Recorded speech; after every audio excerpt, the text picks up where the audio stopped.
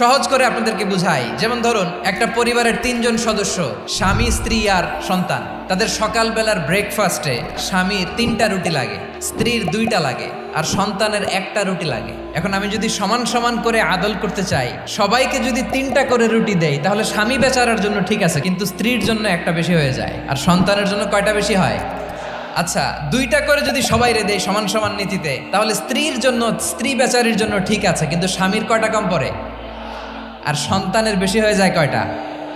আচ্ছা, সমান সমান নীতিতে সবাইকে যদি সকালের নাস্তার জন্য 1টা করে রুটি দেই, সন্তানের জন্য ঠিক আছে, কিন্তু স্ত্রী বেচারির কম পড়ে কয়টা?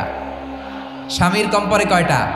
2টা। আর আমি যদি স্বামীকে দেই 3টা, স্ত্রীকে দেই 2টা, আর সন্তানকে দেই 1টা, তাহলে কারো অপচয় হবে না। যেখানে যার যতটুকু দরকার তাকে সেখানে ঠিক ততটুকু দিয়ে দেওয়ার নামই হচ্ছে আদল। আমরা বুঝতে পারলাম আল আদ শব্দের মানে হচ্ছে ইনসাফ বা সুবিচার বা ন্যায় বিচার।